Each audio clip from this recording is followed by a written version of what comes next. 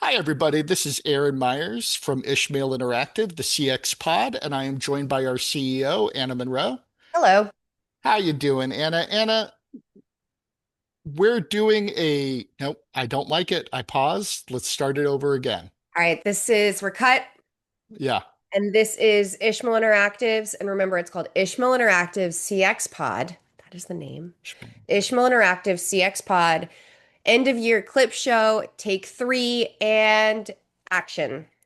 Hi, everyone. This is Aaron Myers with the Ishmael Interactive CX Pod, and I am joined by CEO Anna Monroe today.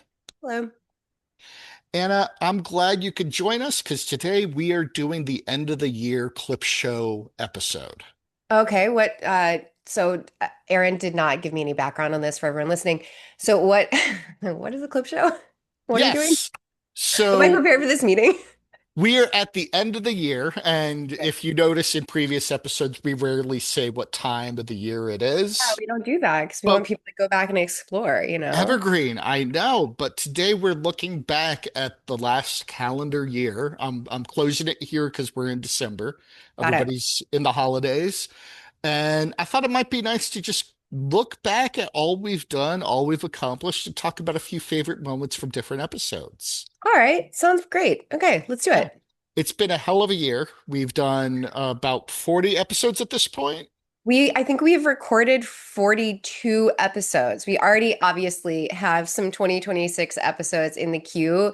Super awesome speakers coming up. I'm really, really excited about them.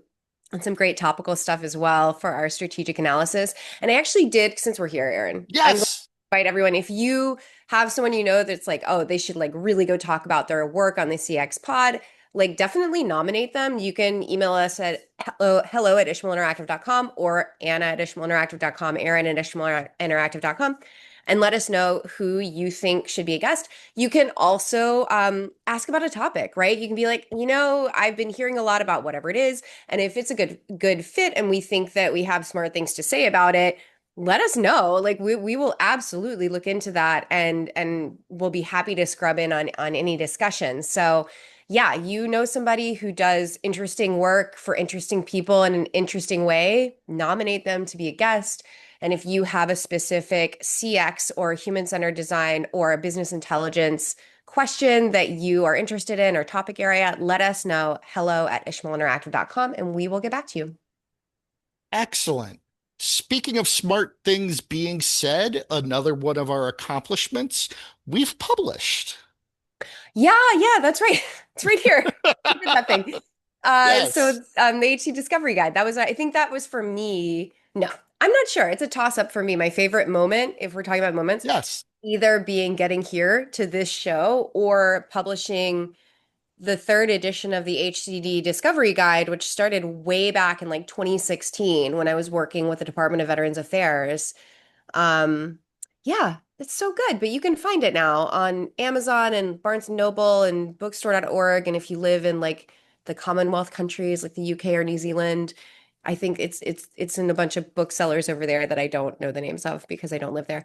But yeah, check it out. And you can also get it at the Library of Congress if you live near the Library of Congress. Which just sounds fun to say. I'm going I'm to be so honest with you. proud. It is Yeah, like a little childhood dream of mine to have absolutely. something in the Library of Congress. So looking back, I wanted to reference a few of our past episodes and moments that I particularly enjoyed. Okay. The first one that I had in mind was from our guest speaker series, and this is a moment where it just struck me the sort of the gravity and the importance of the people that we talk to and how little service design has big impact. My top choice was Cesar Rivera. Oh yeah, he used to work at the CDC, right? Yeah, Yes, he was a the great. former creative director. Yeah. So to tell the story here, this is the man who decided what the single unified look of all of those COVID flyers and pieces of paper and instructions would be.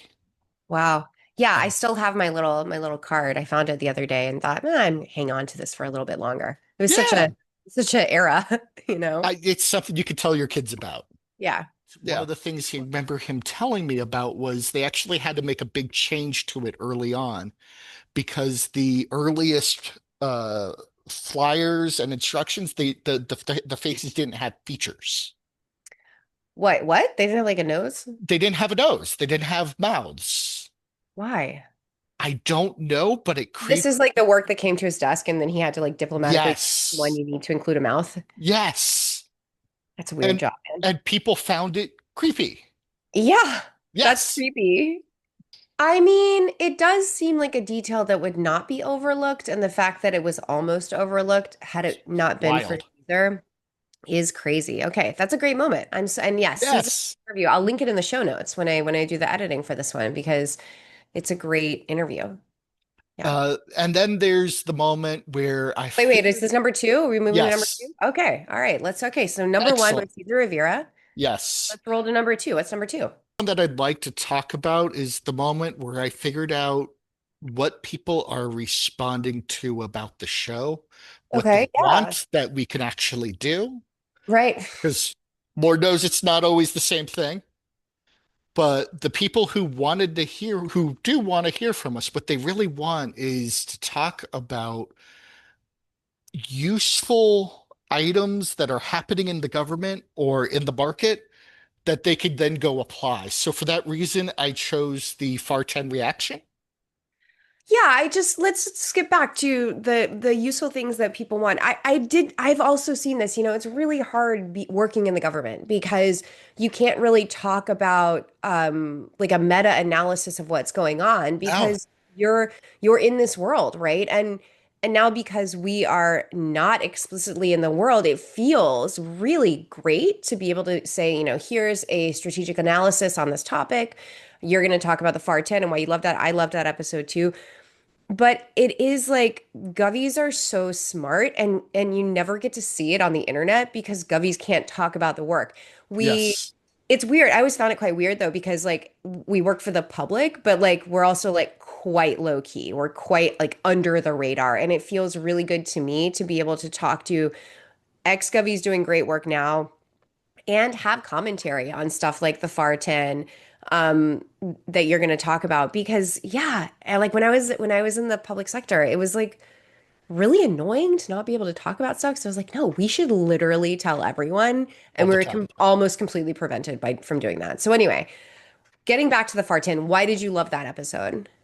Well, in part because of what you just said, and I actually get to talk about it now. I get to do it out public, out loud, and the government originally is not a place where you can then turn around and go to somebody and say, this is great, this is where it could have been better.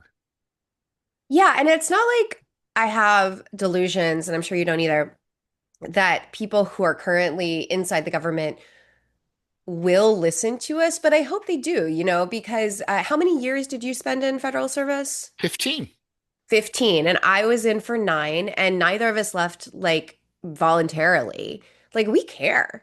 Like I really care about this stuff. I really love democracy, and I love now being able to talk about the operations of that huge machine that runs so much of our society.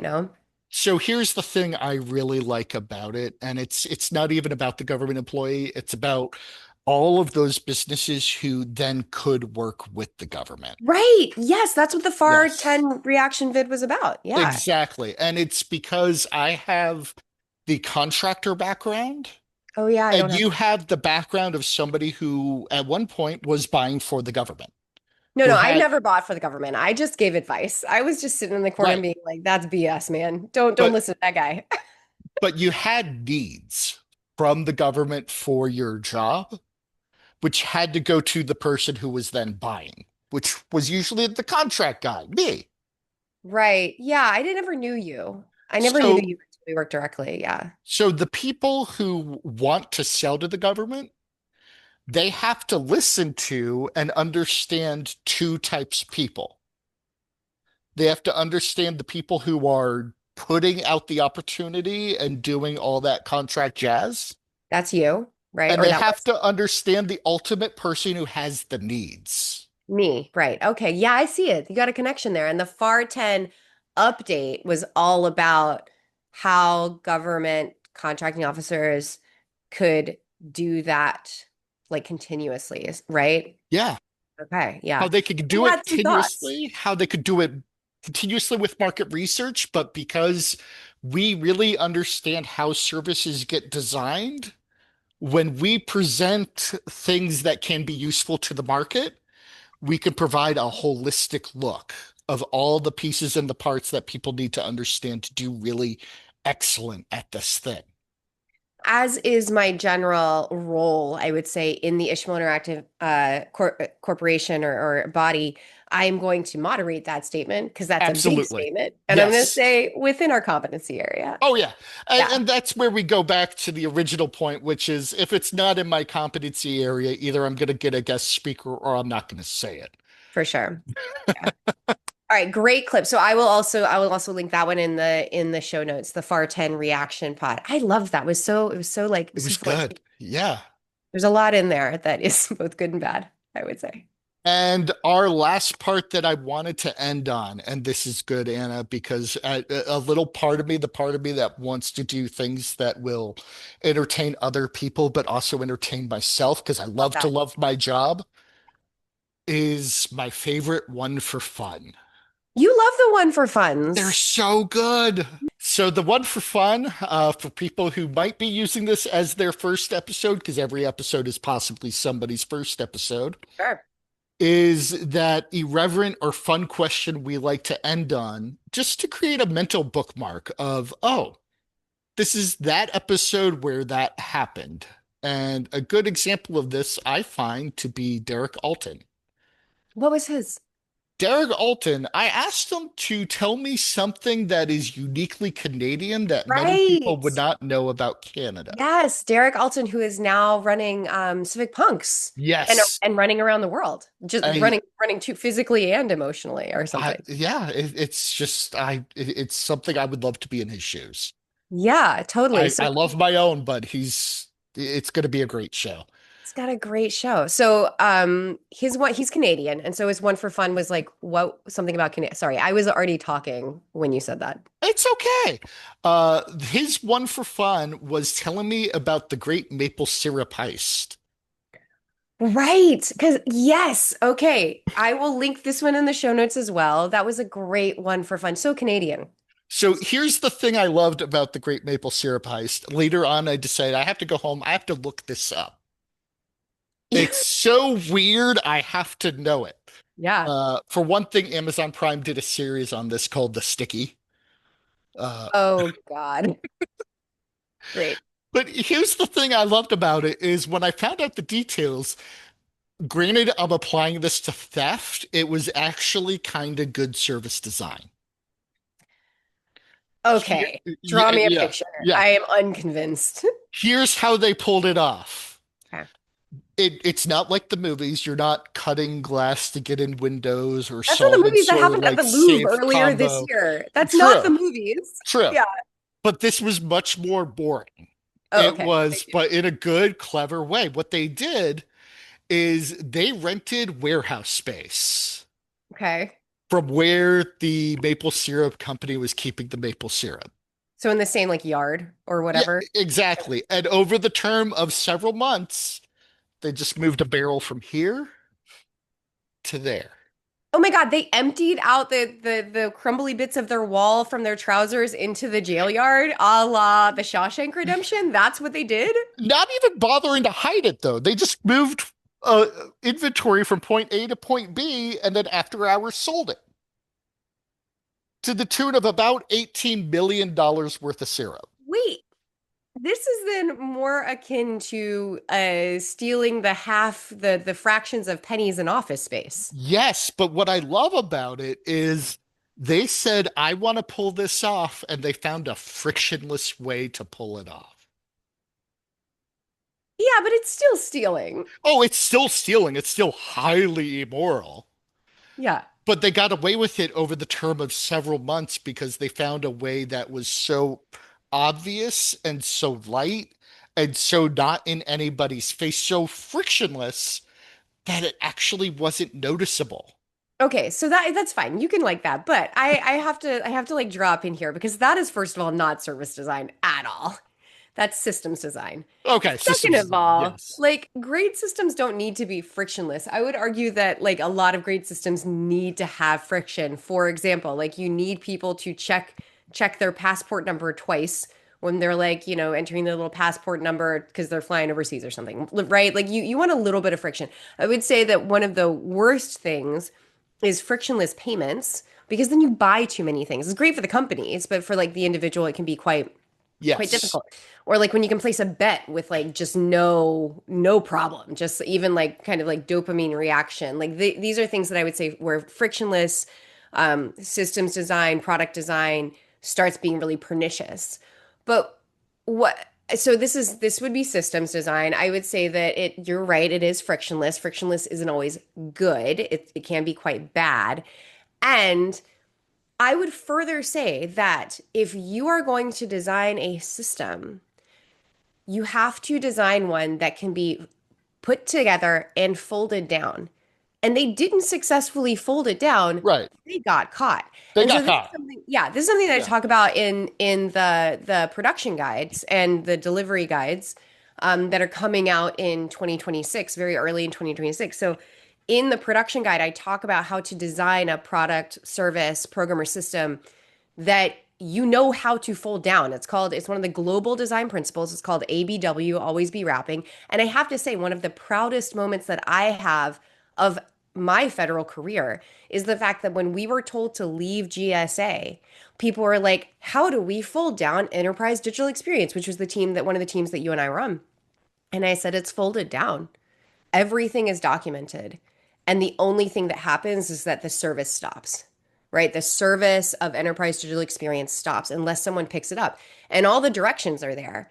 But there will be no collapse because the program was designed in a way, the services related to that program, the products related to that program were designed in a way that if they cease to function, would GSA be without data that is required by law? Oh, yes, definitely yes. But would something else break? No, because a great design is designed to also have an end of life. And so, while the maple syrup heist is a hilariously simplistic and obvious system, and those are the best types of systems, like you always want to build a simple thing.